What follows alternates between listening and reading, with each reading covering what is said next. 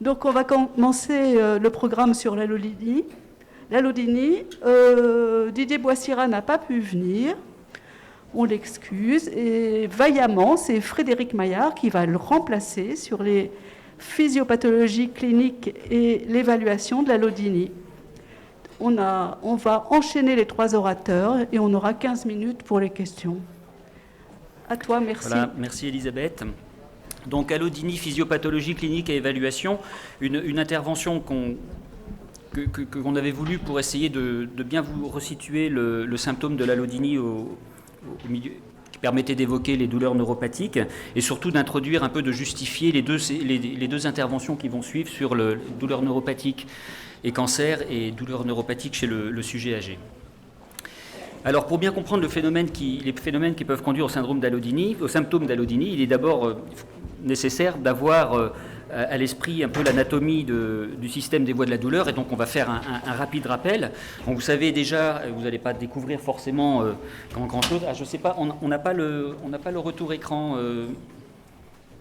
Voilà, merci. Et donc le message nociceptif, vous le savez, est transmis par les fibres de la douleur à delta SC, qui sont en périphérie par des nocicepteurs, vers les neurones de la moelle, au sein de la corne postérieure de la moelle. Et donc là, on va s'intéresser plus spécifiquement aux neurones de la moelle qui sont sur les couches superficielles de la corne postérieure de la moelle. Et le système des voies de la douleur, on peut schématiquement donc l'entendre comme l'articulation de 2 architectures, une qui monte pour envoyer le message nociceptif et une qui descend pour le moduler, que ce soit à la hausse ou à la baisse. Et c'est piloté, ce système de modulation est piloté par le cortex. Et puis en plus, au niveau de la moelle, vous avez un système d'inhibition segmentaire, comme vous le savez, avec le système du portillon. Voilà, donc les neurones de la moelle reçoivent les afférences des fibres de petit calibre à delta SC, et on schématise donc les principales structures qui sont pour chaque étape du système des voies de la douleur. Donc la moelle, à l'étage crânien le ganglion trigéminal, et puis au-dessus vous avez le mésencéphale avec l'aire parabrachiale et la substance grise périaqueducale, et le diencéphale avec l'hypothalamus et le thalamus, et au-dessus donc le cortex. Donc l'aire parabrachiale reçoit la majeure partie du contingent des fibres qui sont issues de la moelle, des neurones nociceptifs spécifiques, et cette aire va projeter sur l'hypothalamus. La substance grise périaqueducale en reçoit donc également, vous voyez la petite flèche, et puis vous voyez qu'il y a une voie, la voie spinothalamique directe, qu'on a longtemps enseignée comme étant la voie majeure de la douleur, en fait ne contient pas un contingent majoritaire de ce qui sort du cadran ventrolatéral. Et ensuite, vous avez différentes aires corticales qui sont impliquées dans le traitement final de l'information nociceptive, donc pour essayer d'intégrer consciemment ce qui est reconnu comme de la douleur. Donc le cortex somatosensoriel primaire, le S1, qui reçoit donc des afférences du thalamus, le cortex somatosensoriel S2, qui reçoit des informations à la fois du thalamus et du S1, le cortex préfrontal et le cortex cingulaire qui sont impliqués dans les fonctions dites supérieures, avec une intégration attentionnelle qui va permettre au sujet de développer un affect négatif de la douleur et d'en avoir l'anticipation, d'essayer de le contrôler pour la suite de son existence. Vous avez l'insula aussi, qui permet d'intégrer l'information qui est relative à l'état du corps, qui va transmettre aux autres aires cérébrales, et l'amygdale, qui, elle, est une structure qui est principalement impliquée dans l'aversion, le caractère désagréable de la douleur. Et en sens inverse, en partant du cortex et de l'amygdale, vous avez les voies descendantes qui connectent l'hypothalamus, la substance grise périaqueducale, puis un truc qui s'appelle la médulla rostroventrale, RVM. Et vous avez donc une voie majeure de modulation de la douleur qui regroupe ces connexions qui descendent et pour contrôler les neurones nociceptifs spinaux par l'intermédiaire de relais. Donc il y a une modulation de la transmission du message nociceptif qui vient des fibres de la douleur vers la moelle par ce système descendant, avec des voies noradrénergiques également qui sont figurées là. Alors, pour parler ceci étant, donc, parler des douleurs neuropathiques, elles ont été définies par l'IASP comme des douleurs de plus de 3 mois, qui sont secondaires à une lésion ou une maladie affectant le système nerveux somatosensoriel. Voilà. Donc ça, c'est la définition telle qu'on la connaît, qui avait été proposée à la fin des années 2010. Et donc, selon que la lésion en question porte sur le système nerveux central ou périphérique, on a des douleurs neuropathiques centrales ou périphériques. Alors, en périphérie, on va s'intéresser surtout à ça. Vous voyez qu'il y a un petit schéma qui représente les topographies. En périphérie, donc, ça va concerner les fibres sensitives, celles dont je vous ai parlé tout à l'heure, qui sont les fibres de la douleur, d'une part, mais aussi les fibres du tact et de la proprioception. Et les douleurs neuropathiques vont donner des signes soit négatifs d'hypoesthésie, soit des signes positifs comme l'allodynie ou l'hyperesthésie. Alors les douleurs neuropathiques, c'est des douleurs quand même qui sont assez fréquentes. On estime que 7 à 10% de la population générale en est victime. On va voir que l'augmentation de la fréquence des maladies qui sont pourvoyeuses de douleurs neuropathiques et puis le vieillissement de la population aussi conduire à ce qu'on en voit de plus en plus. Ce sont des douleurs qui sont généralement très complexes à évaluer, qui présentent des symptômes vraiment déconcertants. C'est pour ça qu'on avait choisi l'allodynie pour cette session. Et puis surtout, les antalgiques qu'on utilise classiquement dans la douleur, les antalgiques de première ligne, sont souvent tenus en échec, ce qui va amener à se poser la question du dépistage, de l'identification de ces douleurs, puisque effectivement méconnaître une douleur neuropathique chez un sujet est vraiment dommageable parce que ça conduit à une altération de la qualité de vie, en particulier des troubles du sommeil, l'anxiété, la dépression. Alors voici quelques exemples des principaux pourvoyeurs de douleurs neuropathiques. Ils ne sont sûrement pas tous là, mais enfin ça fait une illustration. Donc les douleurs post-ostériennes, les douleurs en post-opératoire, en particulier, on peut signaler les douleurs du sein, vous voyez là, mais les thoracotomies sont là aussi, les suites de hernie, enfin il y a plein d'autres exemples. La sclérose en plaques, les radiculopathies, vous connaissez donc les plus fréquentes, c'est la banale sciatique, névralgie cervico-brachiale, des neuropathies aussi qui sont en lien avec des états pathologiques chroniques, on peut citer le diabète, l'infection par VIH, les traumatismes neurologiques comme les lésions médulaires, le cancer, et puis des neuropathies iatrogènes comme celles qui sont liées par exemple aux chimiothérapies. Et donc vous voyez que le choix du cancer pour évoquer les douleurs neuropathiques n'est pas complètement anodin, puisqu'on a quand même des bonnes raisons de rencontrer ce type de douleur avec cette maladie, puisque la progression de la tumeur elle-même, ou son infiltration, vient léser des structures neurologiques, mais la chirurgie qu'on aura pu opérer aussi en traitement, comme la chimiotoxicité de certains traitements ou des douleurs séquelaires, peuvent être pourvoyeuses également. Mais ça, Florian, de ce côté, nous en dira un petit peu plus. Et pour ce qui est du grand âge, évidemment, c'est assez logique. Le fait d'être âgé augmente la probabilité d'avoir rencontré au cours de son existence une étiologie responsable. Alors au plan clinique, les douleurs neuropathiques présentent donc deux grands types de symptômes, qui sont les symptômes de douleurs spontanées, des douleurs spontanées qui sont soit continues, soit paroxystiques. Les douleurs continues, ça peut être le froid douloureux, la brûlure. Les douleurs paroxystiques, les décharges électriques. Et puis vous avez des douleurs provoquées par des stimulus de frottement, de pression, de froid ou de chaud, dans des intensités qui sont en temps normal soit nociceptives, soit non nociceptives. Et évidemment, nous, ce qui nous intéresse dans l'allodynie, c'est ce phénomène de douleur qui survient après un stimulus non nociceptif, que ce stimulus soit donc soit mécanique avec ou sans mouvement, soit thermique, donc au froid et plus rarement au chaud. Alors l'allodynie, sa définition, c'est donc une douleur qui survient à la suite d'une stimulation qui est normalement non douloureuse. Et ça correspond, je vous demande de bien le noter, à un seuil de douleur qui est abaissé.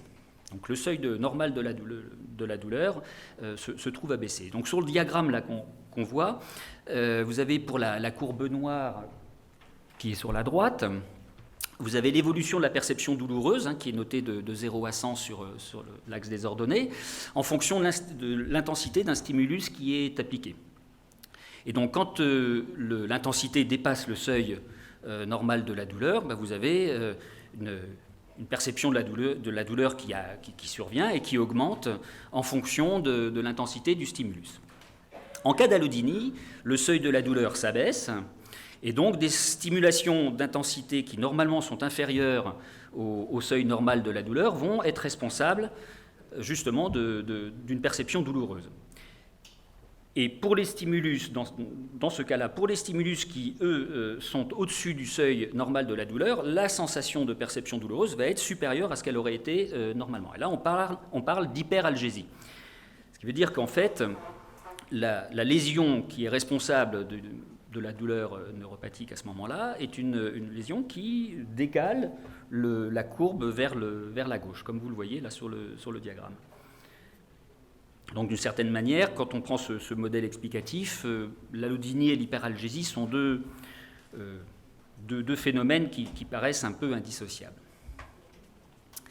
Alors le système somatosensoriel, ce n'est pas uniquement donc les voies de la douleur, ce que je vous disais, puisque vous avez avec ce système somatosensoriel un système qui permet de percevoir à la fois le toucher, la pression, la douleur évidemment, la température, la position, le mouvement, les vibrations. Et donc, ces nerfs somatosensoriels qui naissent dans la peau, dans les muscles, dans les articulations, dans les fascias, sont dotés de récepteurs moléculaires qui sont des thermorécepteurs pour la chaleur, le froid, des mécanorécepteurs, des chimiorécepteurs, des prurirécepteurs aussi pour ce qui gratte, et des nocicepteurs pour la douleur. Et tout ça, donc, envoie des informations au niveau de la moelle pour que ça soit conduit vers l'encéphale pour être traité. Donc plus précisément, quand on regarde les racines postérieures de la moelle, là, on voit qu'il y a deux grands types de fibres. Ce sont deux grands types de fibres qui vont se connecter dans les couches cellulaires qui sont représentées. Vous voyez, elles sont enfoncées, les couches qui nous intéressent. La couche numéro 1 qui est la plus superficielle et la couche 5 qui est en profondeur. On va voir, c'est intéressant à connaître parce que ça permet d'expliquer un phénomène. Ah, donc schématiquement, les fibres A-bêta, qui sont des fibres de gros calibre, qui sont myélinisées, c'est des fibres qui conduisent les sensations du toucher et les sensations proprioceptives, donc celles qui permettent de reconnaître le mouvement et la position des membres, entre autres, dans l'organisme. Et ça va se connecter avec des neurones médulaires, mais dans des couches plutôt en profondeur, donc les couches 2 à 4. Et puis vous avez des fibres A-delta-SC, celles dont on entend beaucoup parler en douleur, qui sont les fibres nociceptives, qui sont de petit calibre, et qui, elles, vont se connecter avec les neurones médulaires, que je vous avais présenté tout à l'heure, des couches superficielles 1 et 2. Alors, dans ce modèle de compréhension, c'est un modèle qui est basé sur la douleur aiguë, peut être critiquable, mais enfin ça permet de comprendre les choses. Donc les messages nociceptifs sont générés en périphérie.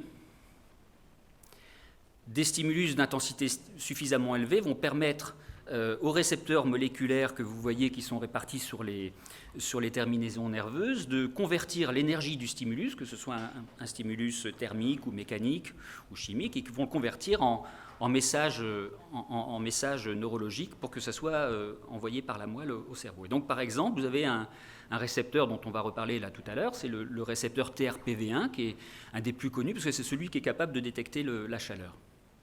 Et donc lui, quand il y a de la chaleur, il est capable de transformer l'énergie calorifique finalement en message neurologique qui correspond à un message de chaleur. Par contre, les fibres à bêta, les vertes, là, les fibres à bêta du toucher ne conduisent absolument pas ne sont pas faites pour ça, conduisent pas d'influx nociceptif. Et donc ce sont des influx qui proviennent de récepteurs qui sont des structures histologiques qui sont vraiment dédiées au toucher. Je ne vous les détaille pas pour le moment. Alors je me dépêche. Donc on va laisser de côté les douleurs centrales pour juste regarder en périphérie le système somatosensoriel. Donc là vous avez les fibres A, bêta et C qui se transmettent à la moelle. Une lésion survient.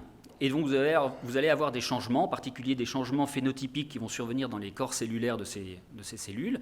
Et les cellules A-bêta du toucher vont avoir une transformation, vont commencer à sécréter des peptides excitateurs, du CGRP, de la substance P, du BDNF, des produits dont vous avez probablement entendu parler en douleur, et qui vont donner aux fibres du toucher un phénotype douloureux, un phénotype de la douleur. Vous avez également des remaniements histologiques dans la moelle avec quand il y a une lésion nerveuse, et en particulier une section, donc ça, dans le cas des personnes amputées, les fibres A-bêta vont, de par la dégénérescence de certaines fibres C, vont pousser des bourgeonnements pathologiques et vont venir connecter les neurones de la moelle. Ce qui fait que quand il va y avoir des stimulus transmis par les fibres A-bêta, ça va se transmettre à des neurones nociceptifs.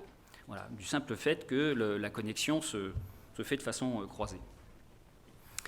Vous avez des phénomènes de sensibilisation centrale qui surviennent dans la moelle à ce moment-là parce que les changements phénotypiques et surtout des modifications dans les petits canaux, les canaux sodiques sur les fibres vont finalement donner des stimulus, des potentiels d'action aberrants qui vont bombarder la moelle et qui vont donc la sensibiliser, ce qui fait que les neurones nociceptifs spécifiques dans la moelle vont être hyper excitables, et ça pour une longue durée.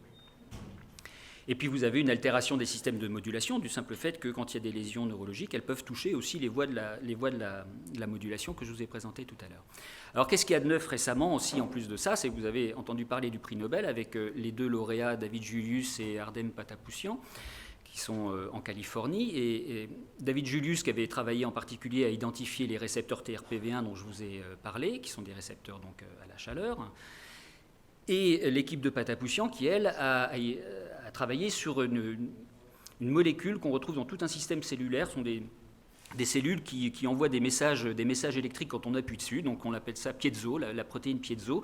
Et il se trouve que cette molécule est une grosse molécule qui est dans la membrane, elle a pu être photographiée par des techniques de microscopie, de cryomicroscopie électronique, et elle a cette structure-là. Donc c'est une cellule, une protéine sur laquelle on a deux conformations, une conformation fermée, une conformation ouverte qui permettent de laisser rentrer les ions pour déclencher un potentiel d'action.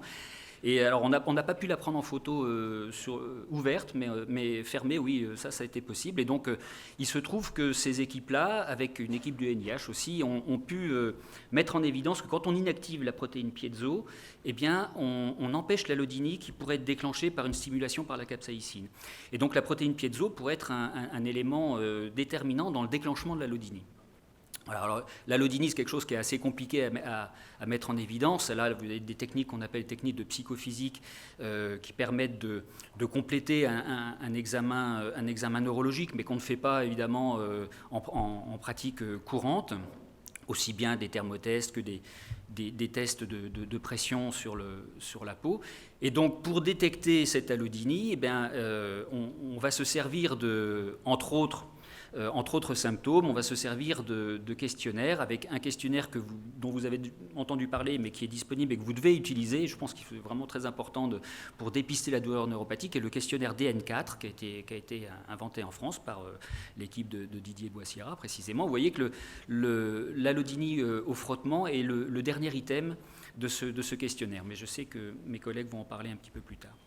Vous avez un deuxième questionnaire qui est intéressant, c'est le Neuropathic Pain Symptom Inventory aussi, qui est un questionnaire malgré son nom anglais qui est français, avec le détail de différents symptômes douloureux, des douleurs superficielles, spontanées profondes, des douleurs paroxystiques, des douleurs provoquées, donc le frottement, le froid, l'allodynie, des paresthésies, les dysesthésies, et à chaque fois, le patient qui va remplir cet autoquestionnaire sur quelques minutes va noter de 0 à 10 l'intensité de ces symptômes. Alors c'est intéressant, parce que ce questionnaire, il est, en reprenant les différents symptômes, c'est des symptômes qu'on retrouve par famille dans les douleurs neuropathiques et qui sont complètement indépendants des étiologies, et ça permettrait de qualifier certains mécanismes des douleurs neuropathiques, et peut-être qu'avec un simple questionnaire, plus qu'avec tout plein de techniques, on pourrait avoir une petite approche de ce qui pourrait être intéressant comme traitement et comme mécanisme à traiter dans ces douleurs-là.